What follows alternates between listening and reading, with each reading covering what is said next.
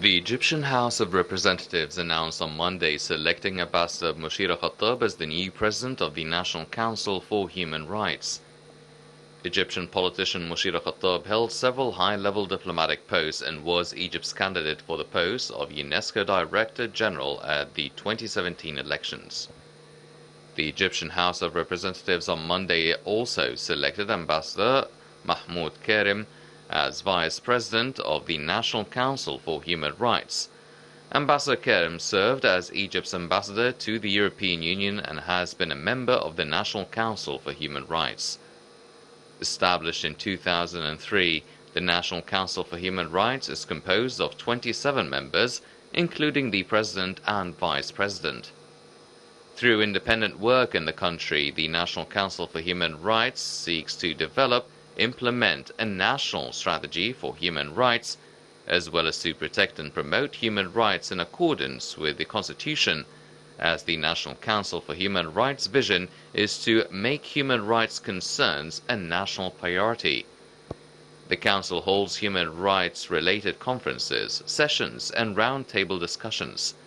It also posts regular reports about the recent developments of the human rights situation in the country. The National Council for Human Rights also cooperates with the National Council for Women and the National Council for Motherhood and Childhood to enhance the state's institutions' efficiency regarding promoting human rights, and this comes through developing media campaigns and educational programs and through training state officials.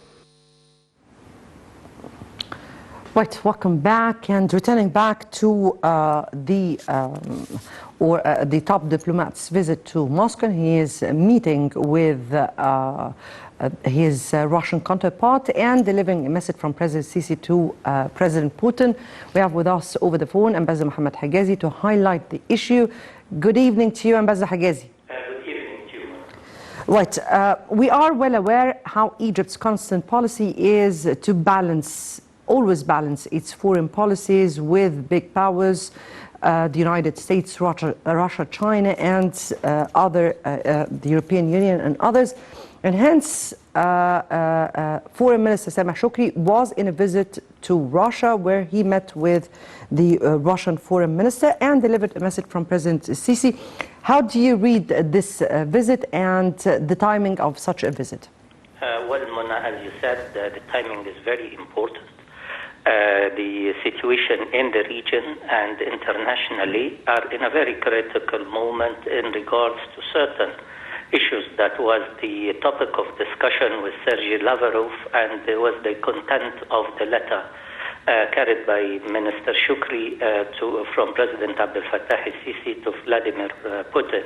The situation in Libya comes first, as we all agreed that the only way to clear the direction for election and constitutional change in Libya has to cross the hurdle that remains, which is the presence of armed militia and forces of certain powers, as well as the terrorist groups that are still working freely in Western Libya. The presence of foreign troops is an obstacle that the world community in Berlin 1, in Berlin 2, in Cairo Declaration, and all what has been said in the United Nations General Assembly in the past few days was quite clear that we have all to pull our forces to ask for a withdrawal of these troops and armed militias, so that the way for Libyan are clear for the 24th of December election.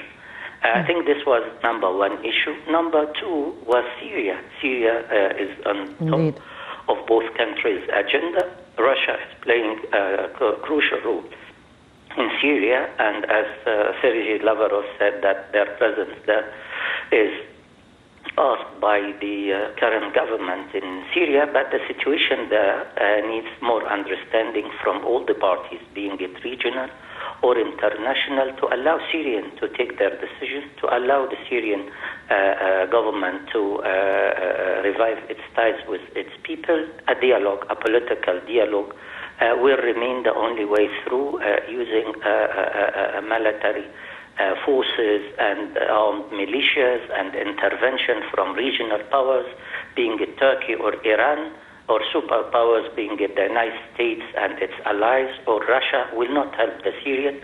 And the result is, as we all witnessing, 13 years of constant wars with human suffering of unprecedented level. This is actually the second important issue that was discussed by Minister Shukri and was the content of the important letter to Vladimir Putin from President Sisi. The third most important issue was the Renaissance Dam.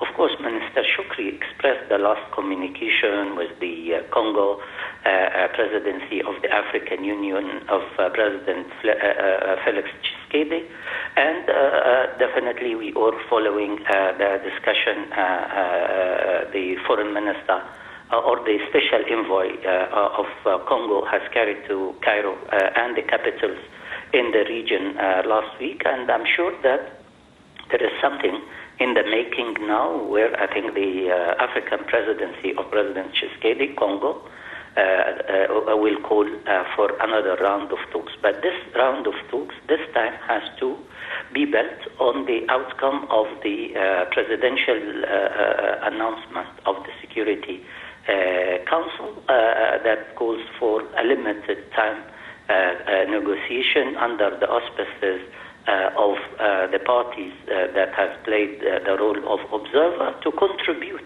helping the parties to reach out to each other and to find solutions to issues that is still hampering reaching an overall legal agreement that will allow Ethiopia to develop its resources and allow Egypt to maintain its water rights and historical ties with the only river it has, as it is an international river. International law has to be observed.